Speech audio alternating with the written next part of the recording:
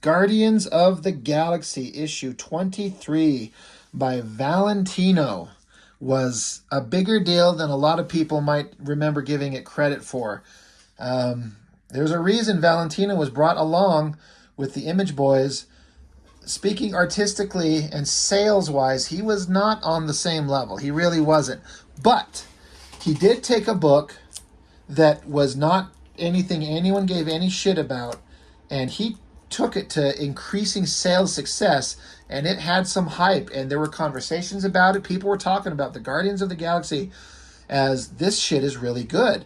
And so I think it was fair to take him along. Now, Valentino and Liefeld were really close pals, and I mean, I can understand Liefeld wanting to bring him along too, but I don't know if they would have, or if the other guys would have signed off on it if he wasn't doing something that was really successful and gaining notoriety at the time. And people may not remember, but this book was a kind of a hot deal. It was really like big sales as compared to what it used to be. It was nowhere near the X-Men, X-Force, Spider-Man stuff, but it was still there. This issue was interesting because it says Valentino and then TEX. I'm thinking this is like Valentino pencils and TEX inking over it. I have to say, I'm pretty sure that's what this is. And then Talon versus Rancor. Rancor, if I remember correctly, is this girl.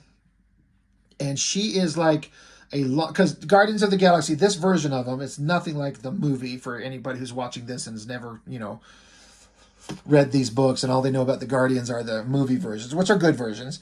But this book is set way, way in the Marvel future. And this girl is like a descendant of Wolverine. And this Talon guy shows up in the book some issues before.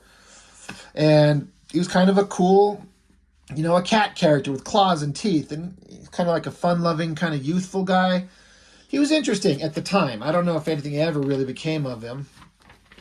But the big selling point, don't get me wrong, when I was reading the book, Valentino was never the greatest artist when you were comparing him to the other Image guys, but something about what he was doing and when he was doing it, it was really good. It was very enjoyable.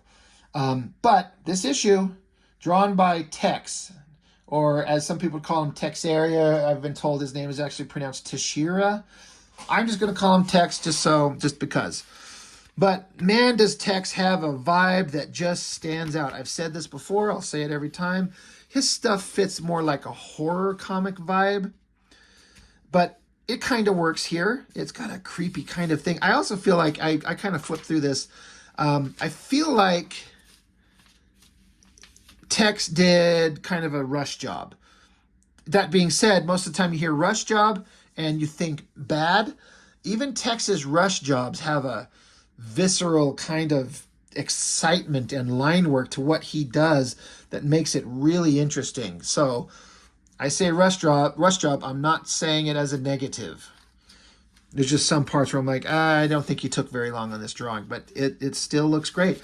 So yeah, Valentino's writing it, and guest artists, so pencils and inks by Tex. He always has a way of drawing like screamy mouth characters that look way more interesting and dynamic than anything Liefeld would do. Even giant guns better than Liefeld would do.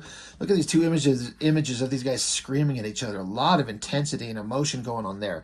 It works.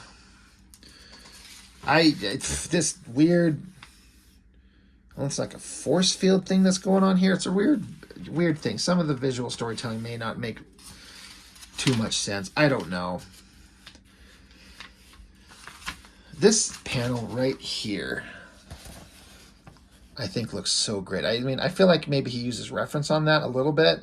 The lighting, there's use of a screen tone over his eye, this portion of his face. Something about that looks really good. Then like this building, this background, it works very fast, very quickly drawn. That's pretty good explosion. Interesting, like, choice of flat colors. I don't know. Somehow I look at this and I'm like, this shouldn't work, but it totally does, and it was at the time for sure. Look at this giant perspective of whatever the hell this guy's name is. It Charlie 27, I think, is a character's name. Do I remember that right? Pointing this big giant gun.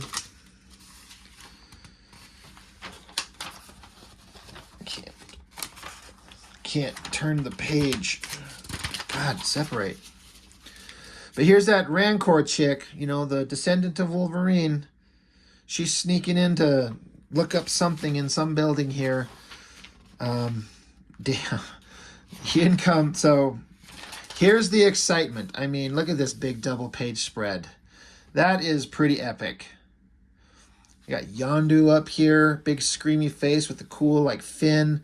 Even this ridiculous outfit looks cool. Like Tex makes these guys look badass. Here's the character Talon coming out. I like this because here's this this girl character, and here Talon, they have him like he twirls, does a flip, and puts his feet right in her face to knock her ass out. And he's saying here, he's like, I can think of a lot better things to do with the pretty girl than this. Yeah, I bet he can. But I don't know. I love this spread. I think that looks great. And just Tex's lines look like really quickly done, you know, scratchy, but he knows where to put them. And that very rough ink line gives it just a crazy, awesome life. Big fights going on here. Here's another shot. Like the energy and like the emotion in this drawing is really good, but it's just so, it's like a rough ink pen sketch. Like look at these lines, these, you know, vertical lines right here, just looking so sketchy, so quick, but that angry face, the big muscles, the hands look great. It works. Look, even this top panel, that girl looks creepy as hell. It works. I'm loving it.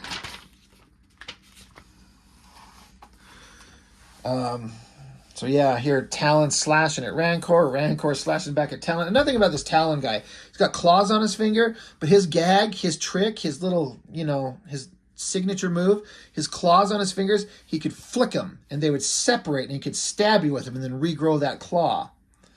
So, you know, it's an interesting thing. He does it here. Crazy shot of these guys looking, you know, not much backgrounds, just a bunch of speed lines. Again, this is why I say I think that Tex was kind of speeding through this, and it's fine. One thing about this that's interesting about this Rancor girl that's a descendant of Wolverine, it says she's got this weapon, this dagger. She says, I shall cut out your heart with the severed claw of my great ancestor, broken from his arm by the one called Gladiator, so the legend goes. So that was really interesting. Not only is she the ancient descendant of Wolverine, but she's got one of his claws, and according to legend, Gladiator snapped it off. You're like, holy shit, I want to see that. Great shot. You know, kind of a monotone, monochromatic kind of panel, blood and everything. Great female figure here. Yondu looking great, you know.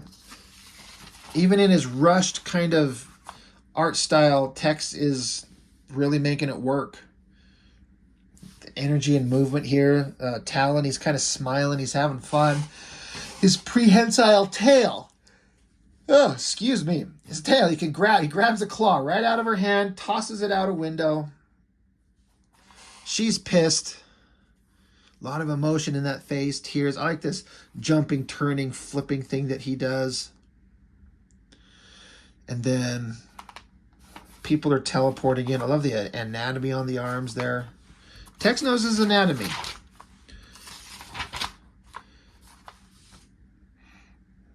Even drawing in some basic like computer control panels here. People are pushing buttons.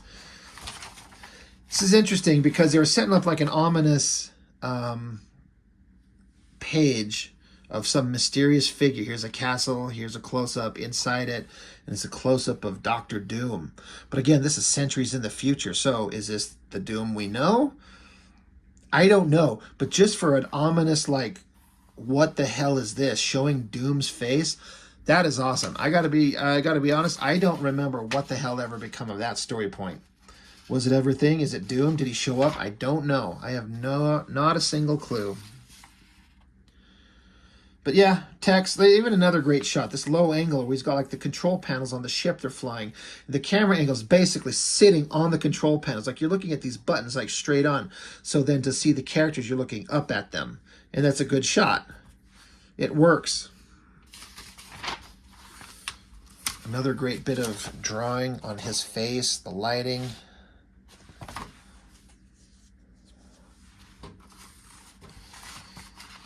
More good hands. But it's getting ominous because it's, once again, as is a normal kind of trope in Marvel Comics, but this is in the future. What characters are still alive? Well, the Silver Surfer is alive, and he's got the Quasar's quantum bands around his wrist. He's got a cape, no surfboard, and he's saying that Galactus is heading towards Earth once again, and it falls to him to protect it.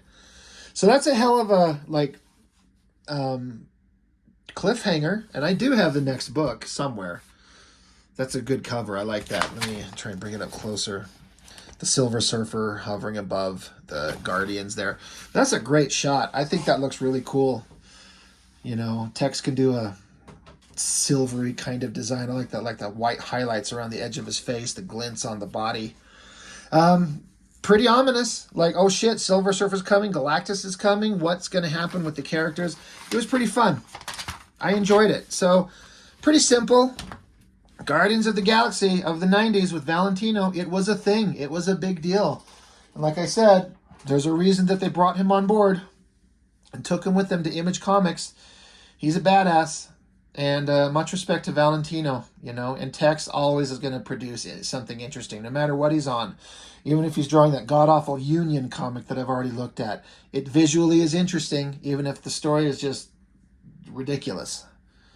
But anyway, that's all I got for this one. Fun stuff. Wanted to look at this one for a while. There it is. So thanks for joining me as always, and see you next time.